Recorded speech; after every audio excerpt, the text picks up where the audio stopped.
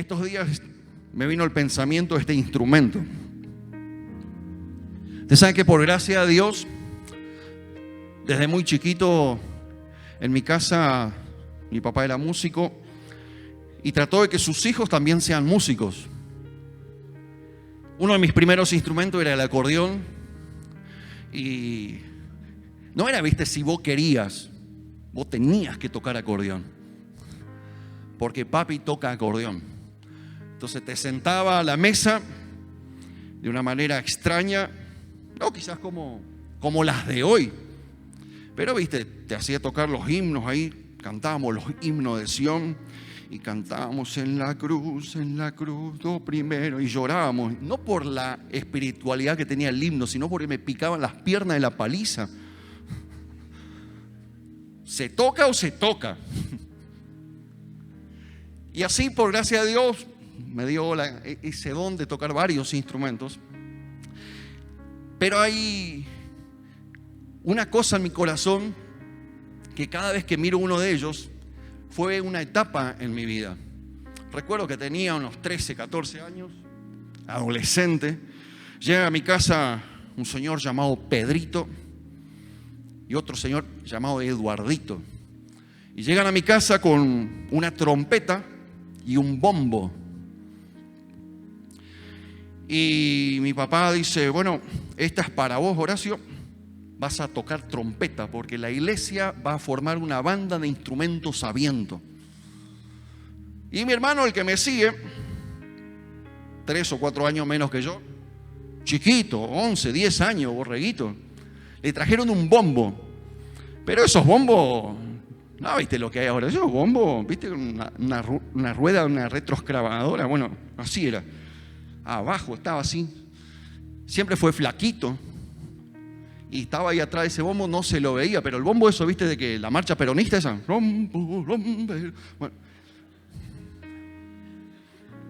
Y trajeron a casa una cosa que, bueno, ¿y cómo se toca esto? Y que, bueno, el director me dio un par de notas, dice, vos tenés que hacer embocadura, porque esta boquilla de metal, un teclado, no digo que sea sencillo, tiene sus cosas, pero para tocar un instrumento de esto tenés que hacer embocadura. Entonces teníamos que hacer tono, nos decía tono todos los días, al menos 1 hora, 1 hora y media, media hora como mínimo, hasta que se formó la banda de instrumentos a viento. Recuerdo los sábados a la noche, culto de jóvenes que se hacían en los anexos de la iglesia. Íbamos a una iglesia donde a las iglesias más pequeñas se llamaban anexos, templitos de madera, así en las localidades cercanas a Oberá. Llegamos un sábado de la noche con la banda, toda una expectativa, gente afuera esperando que viene una banda, ¿viste? Hoy hablas una banda y decimos, no, esta era banda de instrumentos a viento. Eso era de Dios. Llegamos ahí a kilómetro 7 Panambí, don Nicolás y doña Lidia, ancianos encargados de la iglesia. Y entramos a la iglesia y todos los chicos ahí, todos, ¿viste? Nos llamábamos por nombre, ¿viste? ¿Qué hace Oscar? ¿Qué hace Dani? ¿Qué hace Rubén? Y la hermana Lidia, una mujer de Dios, dice, él no es más Rubén, porque él ya es un muchachito, ya es el hermano Rubén. Y de ahí nunca más le llamé solamente Rubén. Hoy es uno de los que lidera acá el ministerio de alabanza, así que es el hermano Rubén. Así nos enseñaron y así aprendíamos, ¿no? Todo era una locura. Ir un domingo a la mañana a otra congregación, a otro anexo, a un culto que se le denominaba obche. En griego significa culto de ayuno y oración. Lo que menos había ayuno, porque vos estabas en el culto, tocando en la banda y esperando que la tía Lidia te invite a almorzar. Pero fuimos a Jardín América una mañana, un domingo, eso se sale a las 7 de la mañana, todos en una combi que nuestro hermano Pedrito tenía. Aquellos de mi época sabrán lo que era la serie de Brigada A, ¿se acuerdan? Mario Baracus. Esa combi la teníamos nosotros, una igual, réplica. Conducción Pedrito, co-conducción Eduardito y 12 monos atrás. hermanos monos. Todos borreguitos chiquititos, 13, 14 gurises, gurisas, con sus instrumentos, con sus estuches y el bombo de mi hermano en el medio. Era un parto ese bombo. No había cómo llevarle, pero una cosa así. Pero llegamos y todo el mundo esperaba la banda de instrumentos a viento. Fue algo novedoso para la iglesia, para la asociación. Estábamos ahí tocando, termina el culto y afuera, al fondo de la iglesia, típico como era lo de antes, nos esperaban con un sándwich de pan lado a lado, mayonesa y mortadela. Esas que chorreaban, esas que vos mordías y te quedaba la cintita. Hasta el día de hoy, unos sándwichones, jarrita de plástico en un tacho, sí, jugo naranja mocoreta. En la letrina el otro día, los gusanos que estaban ahí dicen, esto tomaron jugo mocoretá. Naranja era la letrina. Eso no terminaba allí. A las 1 y pico de la tarde, todos con nuestros instrumentos, nos íbamos a Colonia Polana. Algunos me están mirando y dicen, ¿qué le pasó hoy? ¿Almorzó? No, tranquilo. Colonia Polana es un lugar acá en Misiones, está allá cerca de la ribera del Paraná. Pero antes de llegar al culto, el que atendía a la iglesia era bastante loco, un hombre loco por el evangelio, por la gente. Dice, antes vamos a llegar a un potrero y vamos a tener bautismo. Ahí ya armamos un tajamar.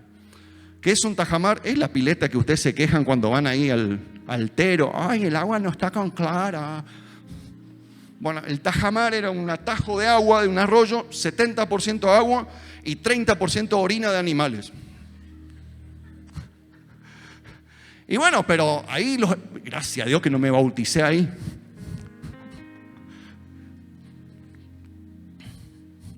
Y había bautismos, wow, una fiesta y la banda tocaba y le dábamos. Llevaban con la boca dura.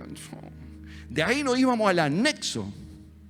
Tocábamos allá en el anexo. Terminaba el anexo, nos esperaban con chispa y unos juguitos y nos volvíamos a ver y llegar a la casa. Y era prohibido faltar al culto de la noche. Cosas que quedan marcadas cuando Dios en cada uno de nosotros comienza a hacer un nuevo capítulo. Cosas que a mí me quedaron pegadas. Quizás alguno de ustedes, alguna Biblia que alguien le regaló, alguna experiencia en la universidad, alguna experiencia que tuviste que irte de casa. Gracias, Ezequiel. Tranquilo, no voy a tocar. Todos estaban ahí, ¿va a tocar? No voy a tocar. Si no, el grupo Alabanza me convoca la semana que viene y así no tengo tiempo, imagínate. La quería vender hace un tiempo atrás porque vale dinero, es un instrumento profesional. Pero sentí en mi corazón que le voy a regalar a mi primer nieto varón. Y eso va a ser más o menos el 2020. No, le voy a dar a mi nieto, en serio, de verdad, nace y tienen que casarse mis hijos, primero tener novio, ¿no? ¿Qué quería decirlo? Que cuando hay un nuevo capítulo en nuestras vidas quedan cosas marcadas. Sean capítulos buenos, que te emocionan mencionarlos, que te emociona contar a tus hijos, que te emociona contar hoy a la iglesia. Pero hay capítulos en la vida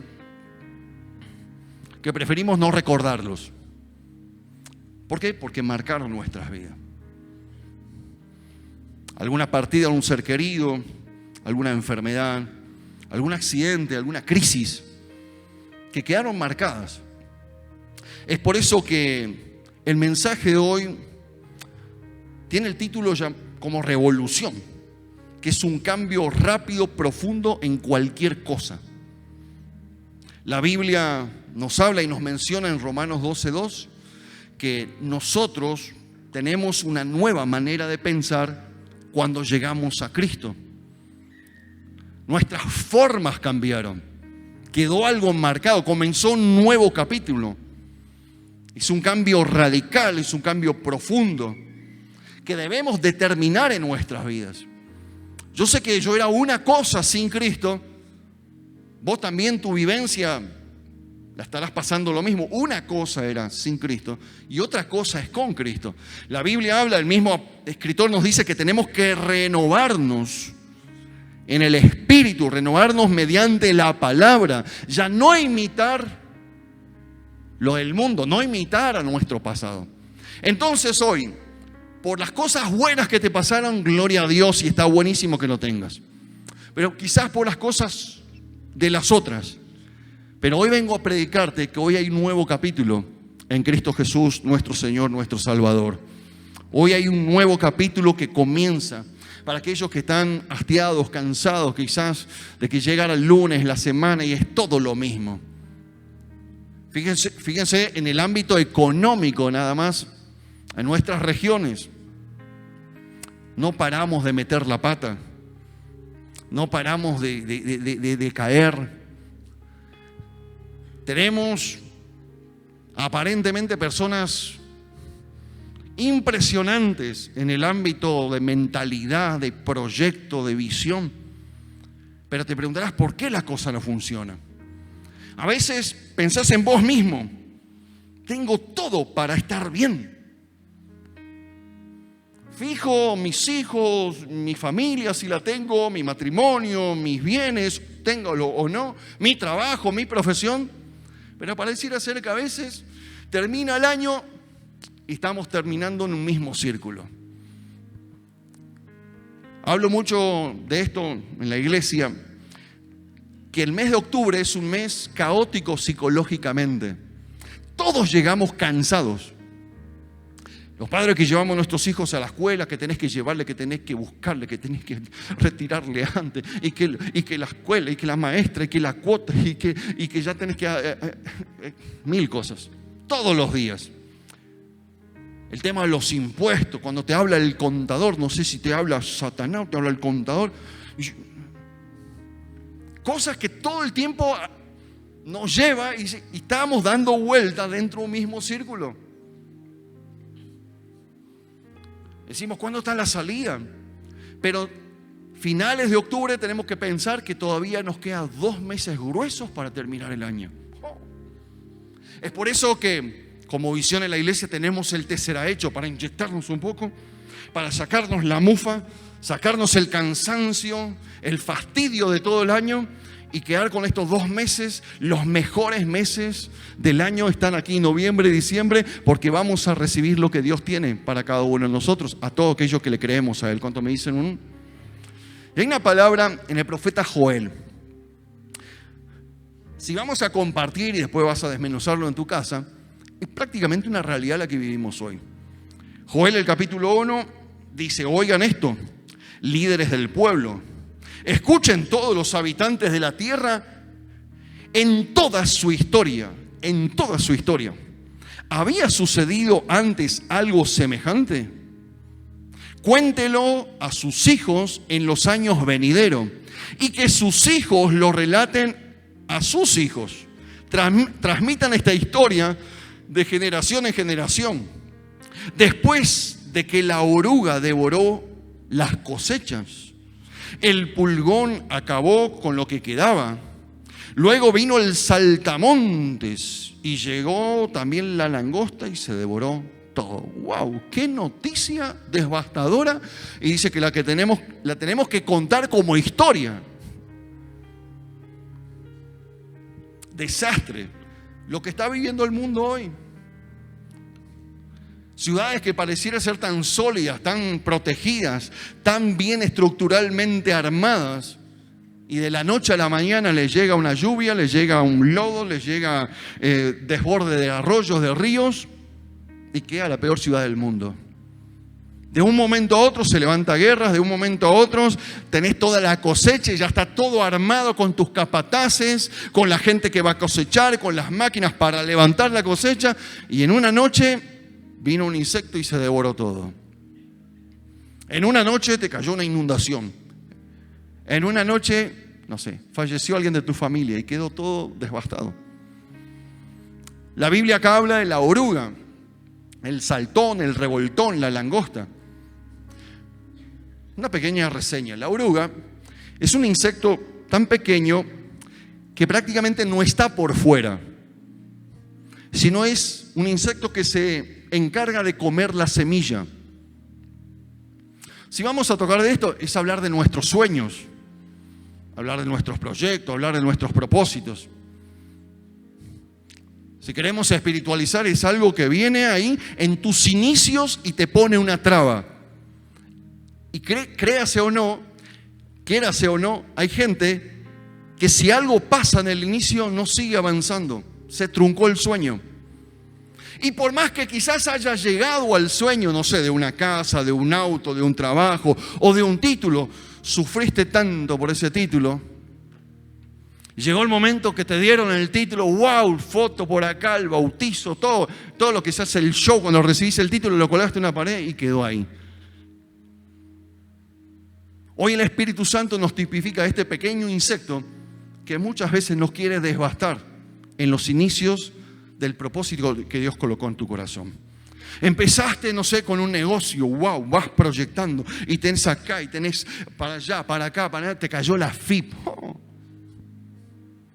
te cayó el sindicato, el ministerio de trabajo y esa persona que está trabajando, ¿y qué hizo? En mi casa yo era muy pequeño, mi papá comenzaba recién su relación matrimonial, estaban ahí a 1 año de casado y yo ya estaba naciéndose, que estaban apurado el tema ahí. A los 2 años que tenía ahí yo, le incendian el taller a mi papá. Yo miro un tipo joven, con todas las pilas de avanzar, de crecer. Nació un niño bonito, el bebé más lindo del mundo. Se había comprado un Citroën 13B, 0 kilómetros. La palanquita acá. Y se le incendia el taller. Pero no se quedó allí. Se vino a la ciudad, un par de hermanos de él le ayudaron, compró una propiedad, se rearmó su casa y siguió avanzando. Pero ¿qué hay si no podés levantarte de cuando pase la oruga? Dice la Escritura que llegó el saltón.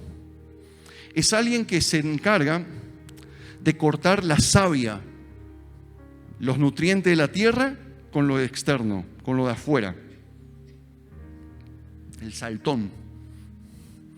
Si lo espiritualizamos, es alguien que se encarga de cortar nuestra comunión con Dios. Y sabe que si cortamos la conexión con Dios, la comunión con Dios, decimos en una canción que me falte todo, pero menos su presencia, porque sabemos que sin Dios es imposible. Un matrimonio sin Dios es imposible que funcione. Una empresa sin Dios es imposible que funcione. Una iglesia sin Dios es imposible que funcione.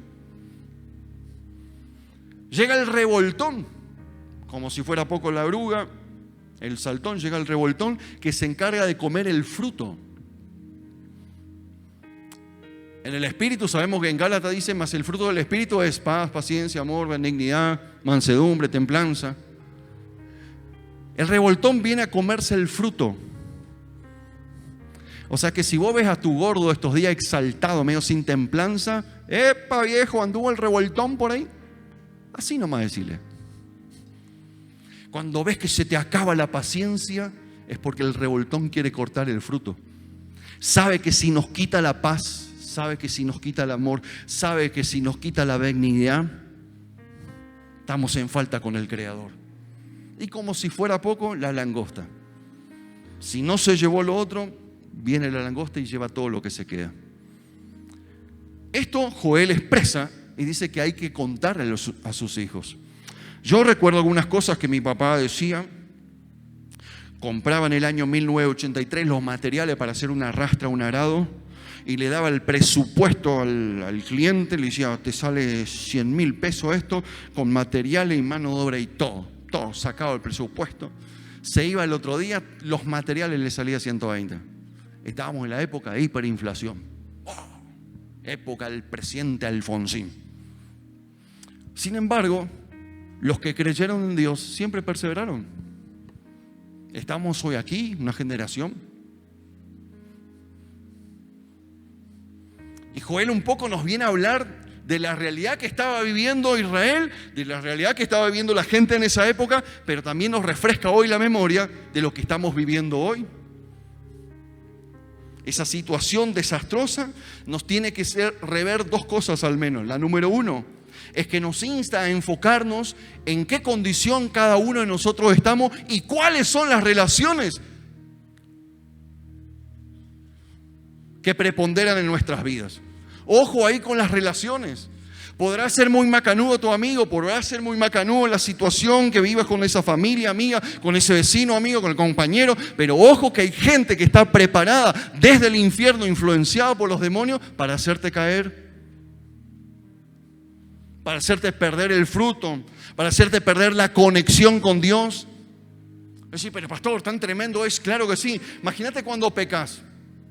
¿No te pasa que te da vergüenza llegar a Dios? Además, sí, quizás la primera vez, y Señor, perdóname, ¿sabes que la regué? No me di cuenta, Señor, perdóname.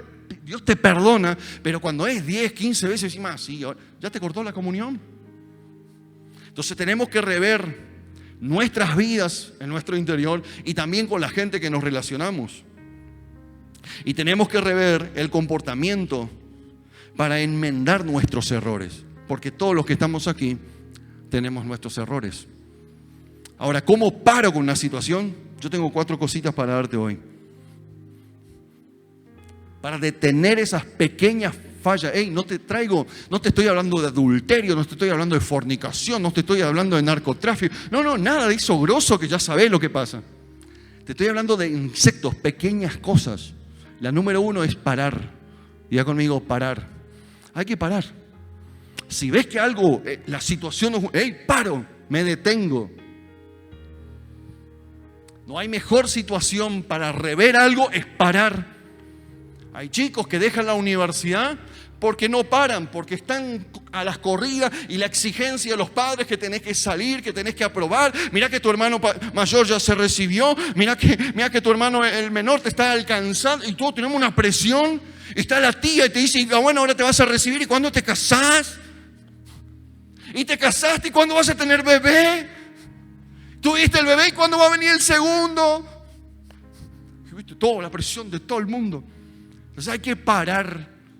Hoy vengo a animarte que no dejes tus estudios, no dejes la universidad, no dejes la facultad, no dejes tu emprendimiento, no dejes de soñar. Hoy abrazá tus sueños, hoy abrazá esa visión. Dice la Biblia que tenemos que escribirla, anotarla. Y cuando está escrita la visión, nos hace ver, nos hace recordar. Deja una marca de un nuevo capítulo. Si alguna vez se me hubiera venido a la mente en dejar algo, tengo cosas como la evidencia que les mostré de la trompeta. Veo cuando Dios me llamó sin ser nada, sin ser nadie.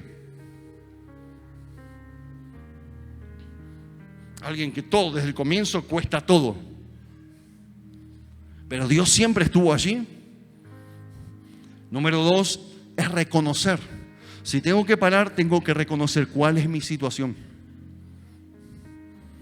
En esta estoy bien, fortalezco. En esta estoy mal, bueno, tengo que corregir. En el reconocimiento aparece el ayudar, el pedir la ayuda.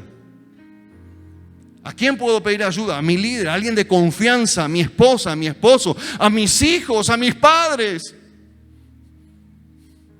Al Señor por sobre todas las cosas. Porque cuando me detengo, las cosas se detienen y tengo el tiempo suficiente para reconocer qué es lo que me está sucediendo.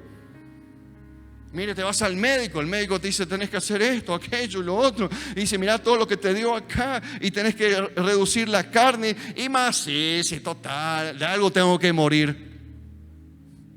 Pero a los 60 y pico me rompes todos los días, orá por mí porque el ácido úrico está al máximo. Pero cuando te dijeron que pares,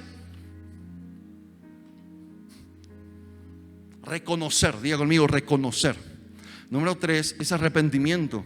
Y acá llega un poco la cosa. Está muy difícil en este tiempo, entre la creyentada, entre la sociedad, el arrepentirme que dije cosas mal o hice cosas mal.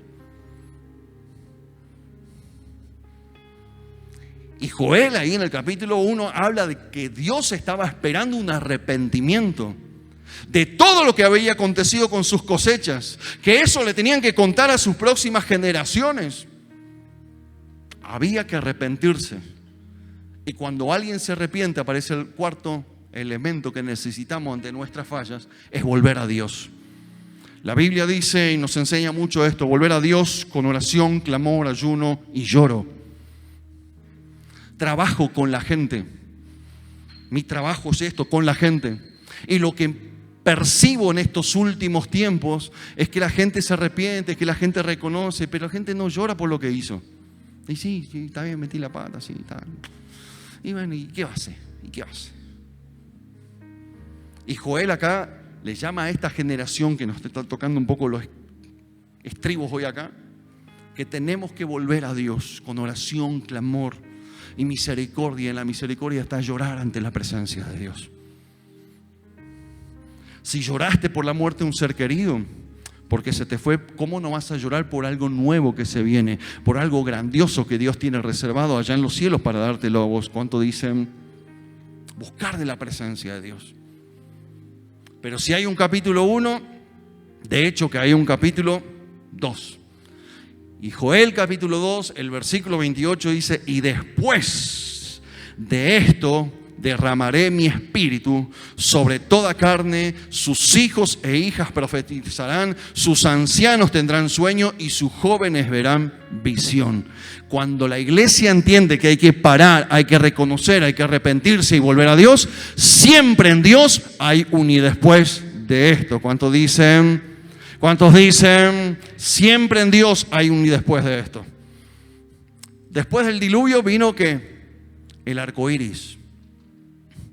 Cada vez que mires el arco iris, recordarás por la Biblia que hay un pacto que Dios hizo con Noé y le dijo: a partir de hoy, nunca más la tierra se llenará de agua. Pero también nos hace recordar que un nuevo capítulo para toda la humanidad. Dios se había hastiado del pecado de la gente.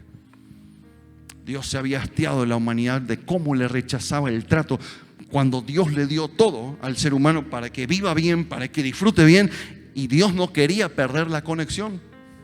Viste que el padre dice: le di todo a mi hijo y ni siquiera me llama. Claro, viste, el viejo está ahí con el WhatsApp habilitado y quiere que le escriban. Los hijos están laburando. Bueno, no sea así con Dios, viste, pues, che, está bien, me diste todo esto, ahora tengo que laburar. Dios le va a bendecir, le está bendiciendo a mucha gente, te está bendiciendo a vos. Hoy te viene a decir un ajuste de tuerca: no te olvides de quién fue el que te dio la bendición. Recordemos quién es Él. Después de Egipto vino ¿qué? La tierra prometida. Todo el cansancio, la carga, la opresión de Faraón, del desierto, de toda la situación que pasó a Israel, vino ¿qué? La tierra prometida. Siempre en Dios hay un y después de esto. Siempre en Él hay un y después de esto. ¿Cuántos dicen? ¿Cuántos dicen? Después del Calvario hubo una resurrección. Después de la resurrección hay una venida de Cristo. Él va a venir a buscarnos otra vez. Él va a venir a llevarnos a estar con Él para siempre. Él está en medio de nosotros, de una manera espiritual, una manera de espíritu. No es visible a los ojos naturales, pero Él quiere estar con nosotros para siempre. ¿Cuántos dicen? Y en esos días, el verso 29 dice: derramaré mi espíritu aún sobre los vivientes, sobre los sirvientes, hombres y mujeres por igual. La pregunta es, del versículo 29, ¿cuál es el límite de Dios? Los brazos del Señor son más grandes que los nuestros. El corazón de Dios es más grande que el nuestro. Dice: derramaré mi espíritu sobre toda carne, sobre todo ser viviente. Y acá vamos a romper un paradigma religioso. ¿Y qué si el Señor derrama el Espíritu Santo sobre los católicos? ¿Y qué si el Señor derrama el Espíritu Santo sobre los musulmanes? Viste que estos días levantaban bandera, el día de la iglesia evangélica, bla, bla, bla. Eso es adular una religión. Es ley. Mejoramos un montón con eso. Hasta los 350 años después de Cristo la iglesia crecía galopadamente. Ya lo dije una vez. Pero cuando la iglesia se metió con lo político, o metió la política dentro de la iglesia, dejó de crecer. ¿Por qué? Porque perdió el enfoque.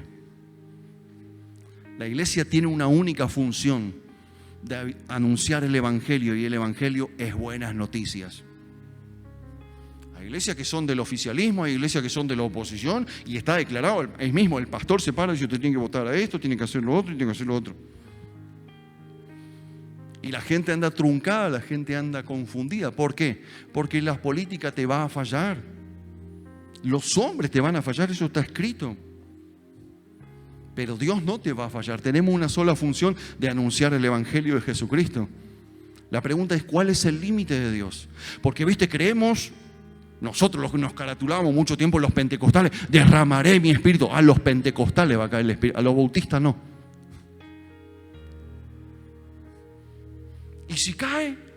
Porque ¿cuál es el límite de Dios?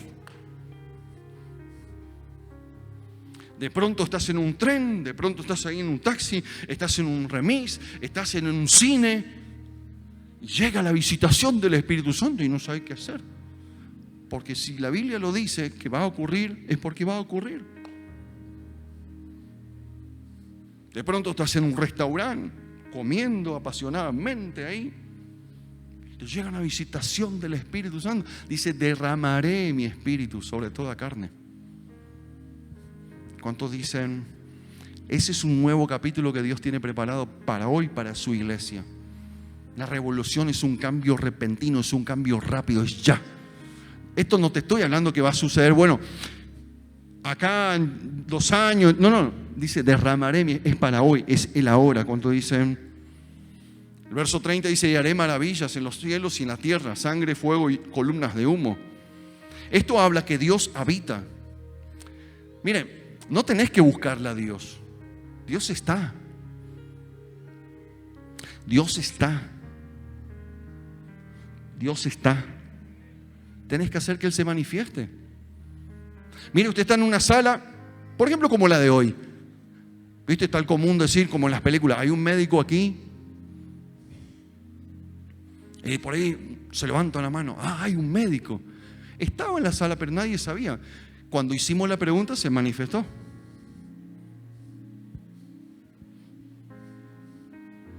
Dios siempre está. Diga conmigo: Dios siempre está.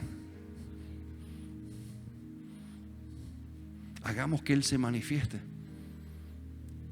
Te encontrás en apretujones, te encontrás en situaciones, wow, no sé, Dios está. Así decimos: ¿dónde estás, Dios? No me juzgue. Hay un versículo que dice: buscate a Dios mientras puede ser hallado.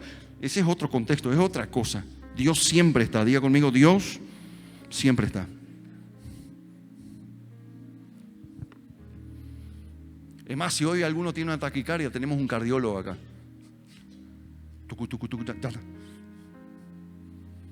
Nadie sabe, pero el que sabe, Dios se manifiesta. Hagamos que Dios se manifieste. ¿Dónde? En el colegio. O si esta vieja embrujada viene con... Si usted ora, si usted está ahí, es porque Dios está ahí. Dios se manifiesta donde están sus hijos. ¿Cuántos dicen? Un poquito más. Porque todo el que invoque, el verso 32, el nombre del Señor será salvo. ¿Será qué? ¿Será qué? Todo aquel que invoque el nombre del Señor será. Pues algunos están en el monte Sión, Jerusalén, escaparán, tal como el Señor lo había dicho. Entonces se contarán entre los sobrevivientes a quien el Señor le ha llamado. Mire, no hay nada más glorioso que el Espíritu Santo tenga el control. Derramaré mi espíritu. Si usted invita a alguien a su casa a comer una noche de cena, una cena, el invitado llega y conoce su cocina, conoce su sala o la mesa o el quincho en su defecto. Llegó allí. En un momento está ahí hablando, pasando la noche, pasándola bien. Dice: ¿puedo pasar a tu toilette? Al baño, ¿no? Bueno, conoció un área más de tu casa, pasó al baño. Si ya es un poquito, viste, más atrevido, ya es más amigote que esto, che, tengo sed, mi cuerpo pide salsa. Bueno, abrí la heladera y sacá lo que, ya que pasa, el invitado conoce que tu heladera. Y por ahí, muy pocos casos hay, pero hay algunos invitados que llegan y por alguna curiosa razón tenés un afecto muy especial con esa persona, etcétera, etcétera. Y dice, ¿por qué no te quedas a dormir? Comiste un poco de más, no sea cosa que estés mareado. Y te quedas a dormir. Entonces ya no solamente conoces el quincho, no solamente conoces la cocina, no solamente conoces el baño, la heladera, sino conoces también la habitación. Ya sos parte. ¿No será que muchas veces el Espíritu Santo es así en casa? Conoce el quincho, conoce el baño, la cocina, y quizá a veces le dejamos dormir. ¿Qué pasa si hoy sacás la llave de tu cartera y le das la llave de tu departamento, la llave de tu casa y decís, Espíritu Santo, esto es tu casa. Yo quiero que habites, quiero que estés en mi casa. ¿Cuántos dicen amén? Que el Espíritu Santo habite en casa. ¿Quieres que el Espíritu Santo habite en casa?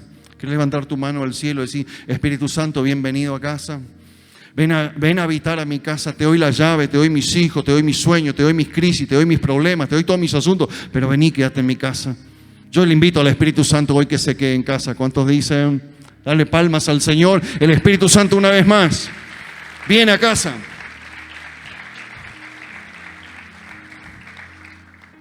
Lo dicho por Joel aparece en Hechos de los Apóstoles.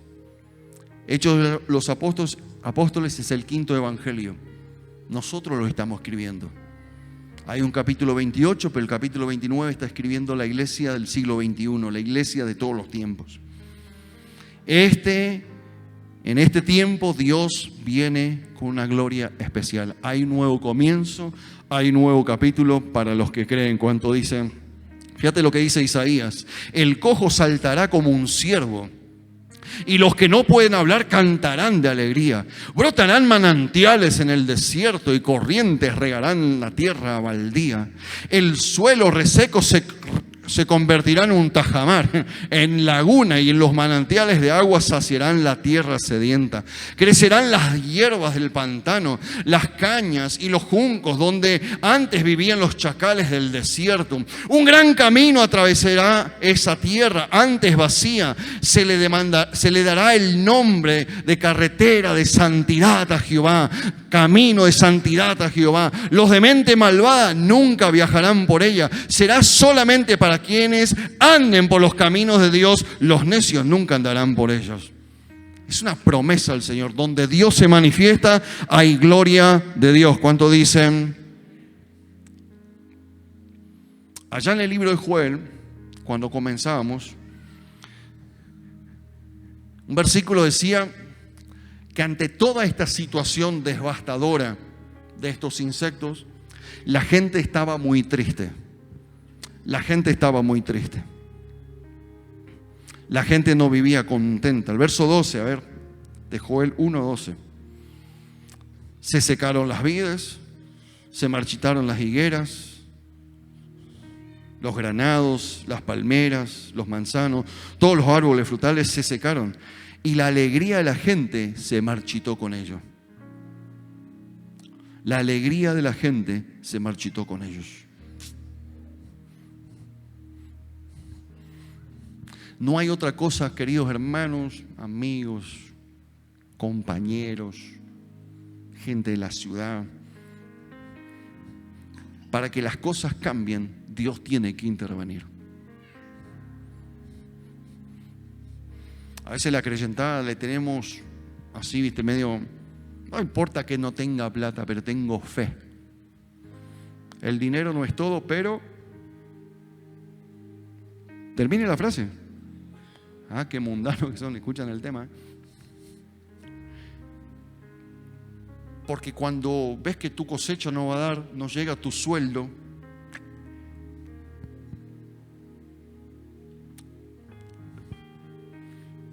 Hay tristeza, primero en vos, y la tristeza la contagias a otro. Perdimos la cosecha. Caballo se nos llevó el plazo fijo.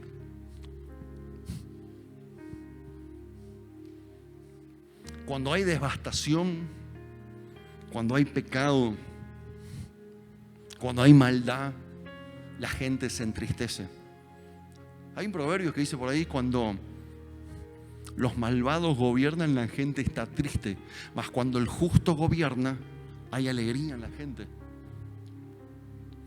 Yo quiero que hoy todos juntos hagamos una plegaria a Dios, una oración a Dios, que sea Dios el que intervenga, sea la situación que sea.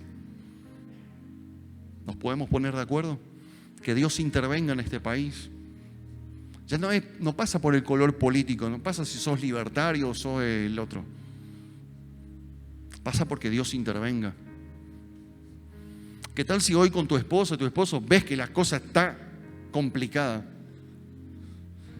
Porque lo primero que aparece en las crisis no se habla en la situación. Y cuando se habla prácticamente se explota, ¿sí? Se desborda. Pero cuando sientas que algo no está, yo quiero que Dios intervenga hoy en nuestro matrimonio. Yo quiero que hoy Dios intervenga en nuestra familia. Yo quiero que hoy Dios intervenga en la iglesia. Porque si hay algo que Él tenga que corregirnos, acá está. Decido parar, decido reconocer, arrepentirme, clamor, ayuno, con lloro. Pero yo quiero un nuevo capítulo, un nuevo tiempo para la iglesia del Señor.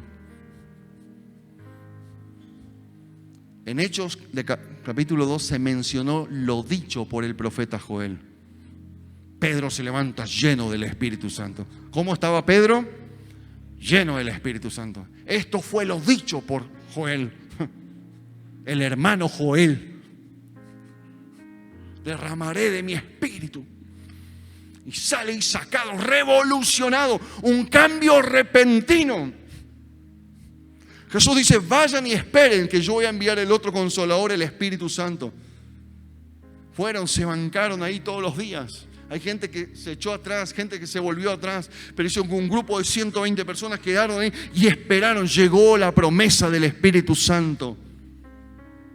Llegó el lenguaje que era necesario para que el mundo entero pudiera comprender el Evangelio de Jesucristo.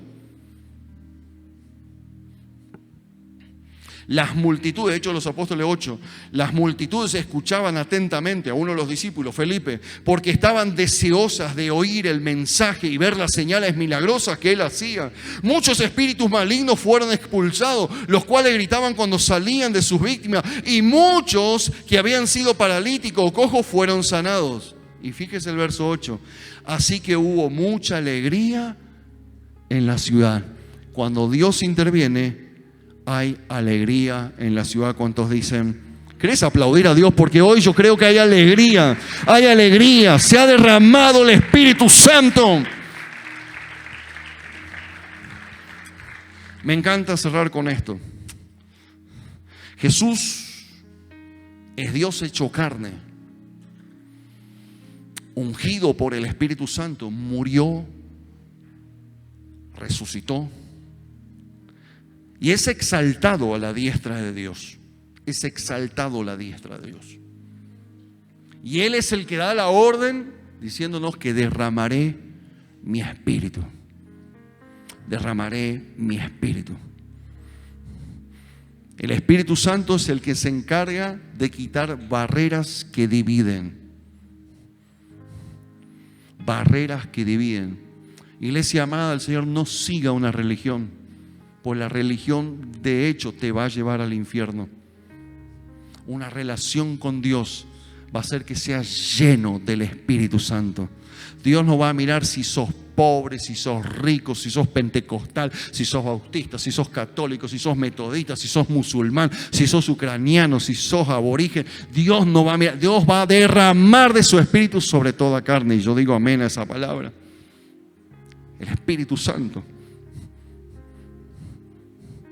Él es alguien que hace nuevas las cosas.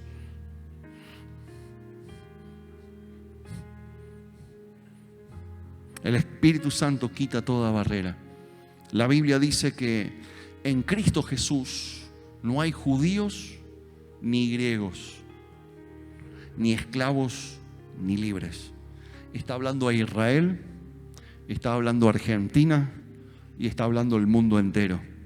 El derramamiento del Espíritu Santo trae una revolución sociológica total para Israel, para Argentina y para el mundo entero. Y usted dice un poderoso, y le aplaude al Espíritu Santo, que hay un derramamiento del Espíritu Santo aún en esta tarde, en este lugar.